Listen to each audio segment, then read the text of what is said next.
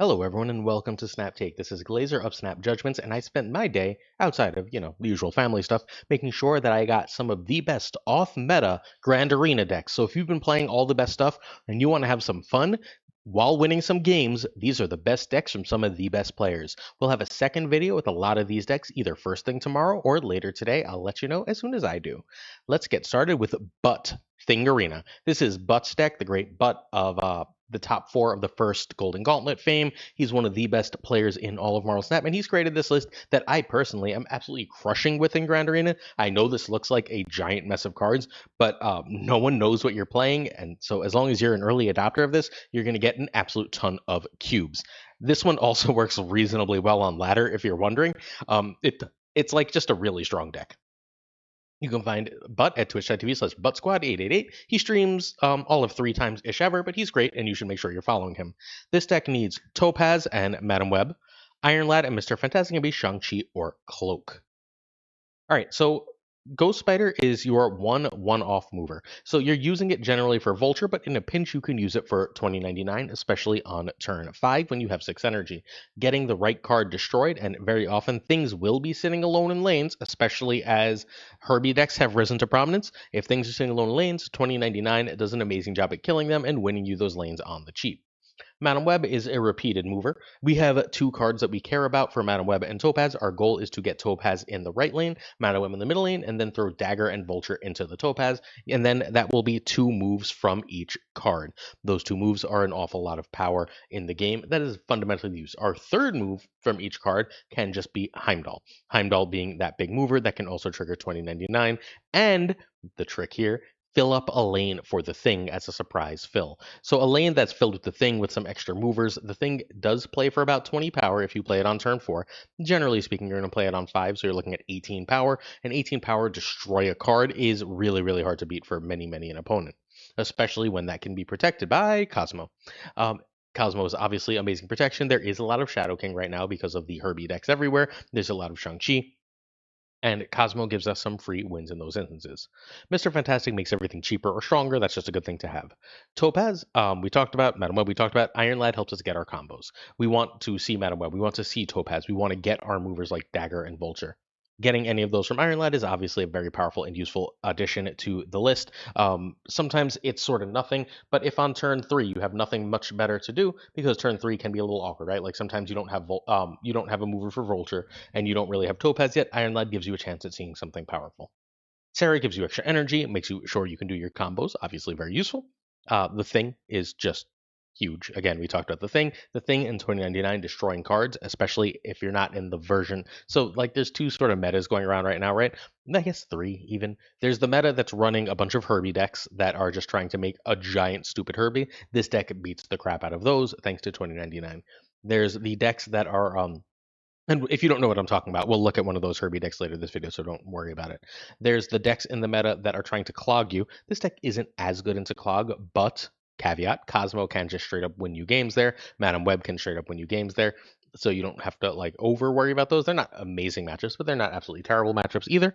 And then, of course, there's the version of the meta that's still playing Ongoing. This deck is really good against Ongoing because Ongoing tries to stack things in one lane, and you're killing important things in that lane with the Thing in 2099. So 2 out of the 3 metas this crushes, depending on what you're seeing. And Heimdall, of course, moves everything. Heimdall as a surprise way to fill the Thing is absolutely amazing. Stellar idea from Butt. Turn 1, Fantastic over Madam Web. Turn 2, Topaz right over Vulture on Madam Web. Turn 3, we're going to move Vulture or Dagger, if possible, dropping on Topaz, dropping on Madam Web. Turn 4, Sarah is almost always the play. Thing or 2099 are fine. If we want to play Thing and 2099, sometimes we'll skip Sarah in order to do so. That's fine. Turn 5, Thing or 2099 plus whatever else you can. And then turn 6, we're going with Heimdall to fill the board. Sometimes that'll just be a like 2099 on Topaz and a 2-drop, that kind of thing. This deck is ridiculous. Like every Butt deck, it doesn't look like it makes any sense until you play it, and then you see that he is, as always, a mad genius, and you should be playing this deck. Before we go forward, if you're willing to, please hit that sub button, like, and comment. We are doing our best to grow the channel, and the algorithm seems to be mad at me since I've moved. So any extra support you can throw us at this time with a sub, a like, a comment would mean an awful lot to help us grow. All right, next up we have Ban Ika. Ika shared this list. I'm mad that Ika shared this list. Clog is incredibly strong right now. There's like 3 Clog decks. There's one running around that runs Dr. Octopus.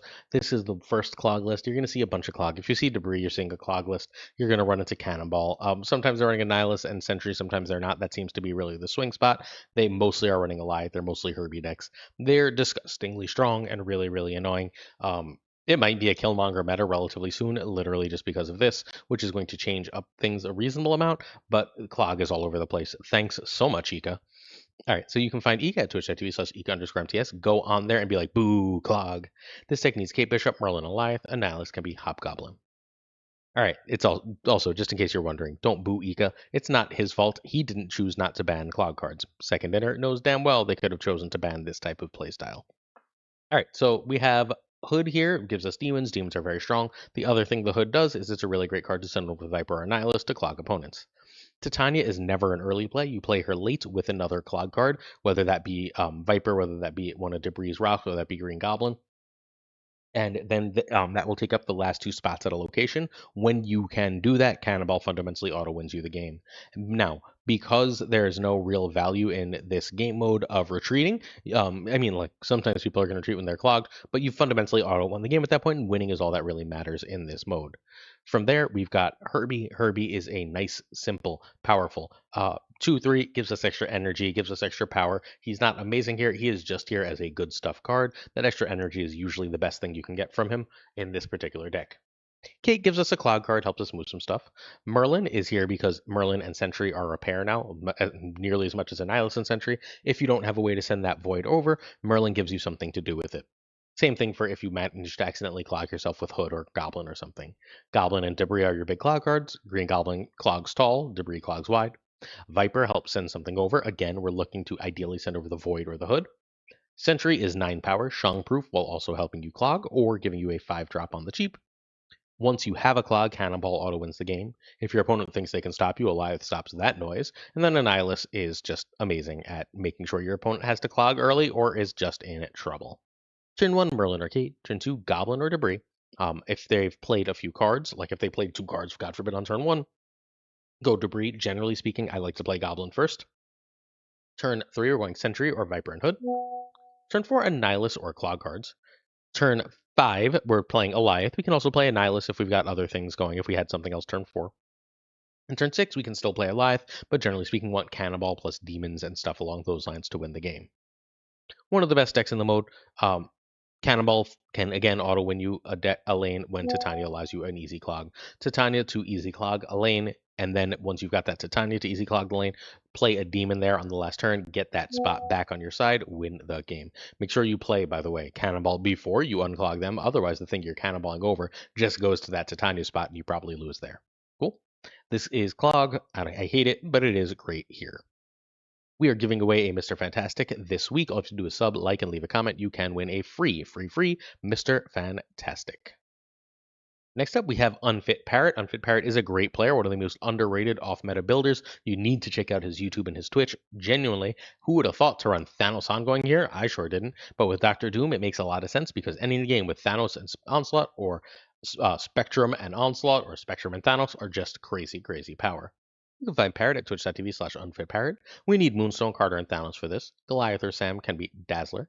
Speed can be Punisher. Blue Marvel and Mockingbird fit pretty easily too if you would like to put them in for basically anything.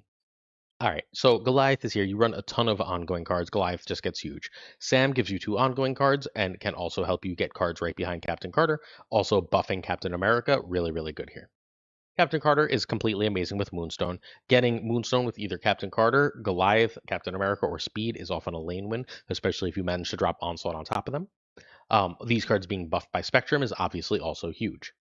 Iron Man lets you go over the top of basically anything in the game. Rogue says, I don't feel like losing to my opponent's Iron Man or my opponent's Super Skrull. Super Skrull is actually the problem. Doom is the cost of doing business in order to get Doom Spell, because Doom Spell ultimately gives you the ability to double 6 on the last turn. If you can drop Onslaught on like a Carter lane, and then you can drop Spectrum and buff the whole board, you've probably won that game of Marvel Snap, right? All right, turn 1, draw or a 2. Turn 2 is Carter over Cap or Speed. Turn 3, Moonstone is better than a 2+2. Turn 4, we're looking for Iron Man, but a 3+2 is fine. Turn 5, Doomspell, and then whatever else we can with our spare energy. And then turn 6, 2 6s. And what we like to do with our 2 6s is, generally speaking, play Onslaught and Spectrum. But sometimes, hey, there's nothing wrong with the Thanos or a Doom in a pinch. Check out patreon.com/snapjudgments if you're willing. We are doing our best to bring you the best and most consistent Marvel Snap content. We're doing constant giveaways over there. We should have some early access videos up for you there later too. So if you want a ton of Marvel Snap content, please make sure you are on Snap Judgments. Next up, we've got Zenaid's Fantastic Hands. We're doing 5 decks this video, by the way. We've got Zenaid's Fantastic Hand. This one feels so weird. It's almost like the Thanos deck, except it's also a Victoria Hand deck. I don't know, but Zenaid has a 70% win rate with it, and so here it is. We'll have another Zenaid deck for you, and we've got one more of these top player videos again for you coming probably tomorrow morning. Because, all right, I'm going to explain. So Super Tech God is running a tournament. The very likely last Crown tournament is today, so I would like to cover those decks. However, the tournament will end at an odd, strange hour for me, something like in the middle of the night. So tomorrow evening, in tomorrow's second video, I would like to get you those decks from the Crown, with which means that we have an extra video to make, which means that we will probably do an extra version of this. Although I have a lot of ladder decks for you I've been collecting and waiting. If you want a bunch of ladder decks, please do, especially if you're a Patreon, hit me up on the Patreon, like make a Patreon post or reply to a Patreon post and be like, yo, give me some of those decks, and I'll just happily drop you some extra powerful decks. Cool? Hopefully this makes sense. All right, we've got twitch.tv/ZennyTFT if you'd like to check out our friend Zen. This deck needs Carter, Moonstone, and Frigga in hand. Ravonna is fine, but Quinjet's better, or Quinjet's nearly as good, excuse me. Goliath can be Kate or Valentina. All right, so Ravonna is working with certain key cards here, not a ton of the deck. Ravonna is really great, literally for 3 cards. Goliath, Mystique, and Iron Man. You're happy to hit Mr. Fantastic, but that is genuinely not the goal. You want to hit Mystique and Iron Man, and then if you can double that, whether through playing Moonstone in that lane or getting a second Ravonna with Moon Girl, you just go sort of way crazy over the top powerful. That's it. That's like the function of this deck. And then, because like it's completely stupid, you can even make that bigger and more powerful. Carter and Moonstone are insane in this mode. Turns out when there's more energy in the game, those two are still a lane-winningly, back-breakingly big play. And then, so if that wins a lane, you're stuck trying to win another, right? And what you're generally doing for that other lane is you're trying to do like Iron Man shenanigans, and like you really want to double Iron Man here, right? So, but we still need the power under Iron Man. So we have Goliath, we have the doubled Victoria Hand cards, because remember the second Iron Man will be buffed. Victoria Hand's second copy will be buffed under Iron Man. If you go Iron Man on turn 4, like let's say you go Moon Girl on 3, you get double Iron Man, or double Mystique. You go Iron Man on turn 4, right? You can go turn 5, you can go Mystique and Frigga if you play Ravonna. Mystique and Frigga. Actually, you can do Mystique and Frigga no matter what on turn 5. And then you've got a third Iron Man to play on the last turn of the game. This deck has a ridiculous amount of huge, huge power plays that are so hard to predict. Ravonna over Goliath over Victoria Hand is your turn 1 play. Turn 2, Carter over Frigga Hand. Turn 3, Moon Girl or Moonstone. Look at your hand, decide. Turn 4, Iron Man or 3. Turn 5, Mystique the Iron Man, and generally play Frigga or play Moon Girl if you've got Mystique cheap enough, something along those lines. Sometimes you'll drop Moonstone here. Turn 6, Hand Stuff or Moonstone Stuff, as the case may be, and you win and put out 10 frickin' million points. This one is an absolute god deck. Like, it's a god tier deck. It's so good. No one knows this exists. No one knows this is coming. Go have fun with this, of all cards, Mr. Frickin' Fantastic deck. Let's go Zenaid. Our last deck of the day is Safety's 3-piece, and we featured a version of this yesterday that ran Cannonball and Mercury. This version runs Astral Projection instead, so it is reasonably cheaper. I wanted to feature it. Also, this archetype apparently comes from our friend Safety Blade, so I wanted to make sure to get that to you. This deck needs only Namora. Oh, sorry, you can find Safety at twitch.tv. So Safety Blade, we only need Namora for this list. Lasher is not required. Herbie is obviously our card that we're getting for free, right? So Lasher is not needed. I would try Shaw, but any good scaler will do. We can also run Jeff or Nightcrawler as a mover. Same thing for Astral. Astral can have the same replacement. The Sage can be Wolfsbane, and you don't lose too much. Sorry, it's getting late, and I realize this video needs to go up. All right, so Lasher, get big. Herbie, get big. Basically, your goal is to buff those two and then win the game. If you cannot buff those two, White Tiger gives you a decent backup plan. How do we buff those two? We want them alone in a lane with Namora. That's why Clog is everywhere. If we can Wong that Namora, so much the better, but we don't actually need to because Herbie doubles and triples with his spell. Astral can give us a way to play extra on reveals without extra shenanigans. It can be Astral can hit the Wong spell. The only card you really don't want to hit with Astral, and obviously pending the board, is Sage, so make sure you're playing Sage. Sage on Wong, however, is this ridiculous game winner, and you can copy that with Absorb Man. Absorb Man is also great to copy Ironheart or Namora or even White Tiger in a pinch. Again, especially good on Wong for any or all of those. Echo protects you from Cosmo. Herbie is the best champion. Turn 1, Herbie over Lasher. Turn 2, Ironheart over a 2-drop. Turn 3, Wong over Absorb Man on Ironheart. Turn 3, Namora over White Tiger. Turn 4, we're going Astral and Sage or Odin. And then turn 6, we're doing the same thing as turn 5.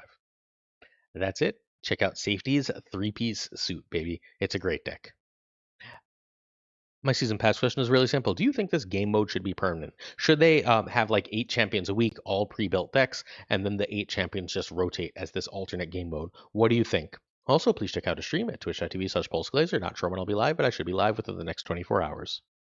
Certain tier support on our Patreon come with on-air thanks. We're going to say thank you to Jonesy Snap 22, Abigail Keys, Lamenter, Burnout, Irregardless, LAB, Inc., I Am Frostman, Hota, Neverite, Prime, Ryan Burke, Ryanwood, Snap, Renwrench, Gopher Kev, Keltor, Caretixley, Koire, Kazushi, Archangel 3K, Black Dahlia, Perverse, The Goat Seeker, Goatsy, Code, Hallowed Synth, Fat Nick, Azlet Shannon, Nightmare, Dark Moogle. Thank you so much. Welcome to the group Dark Moogle, Dirty Casual, Mr. Kerfuffle, Cables, Ginger Prime, Philly, Hablo, Kenny Loggins of The Danger Zone, The Bizza, Black Jeebus 23, Extras V, and Skippy G rhyming friends, Jessica Gamble, Mr. Slush Death, The King of Bros, The Great Kazoo, Werewolf, KFC Hoda, Clam, Colonel Foreman, Rob Silverman, David G. Wingfield, Stephen, Brian Kaufman, Tristan H. Martin, Jason B., Mr. Craig Sterry, Matt V., Corwin, John Q, and Jimmy McHugh, Yes Doubt, Sage, One Big Man, Looking for Reels, Cactus Jack, Reapster, Steve O, 131, Yo Marco, Ted Bro, Quid Bro Joe, Snapters and Joe, Pickety Boom Bot, Bricks to Click, Green Goblin, Unibot, V2, Flan 56, Spectrum Mix, Wood, Only Fox, Matt H, DJ, Mike Yadjix, No Frickin' Flex,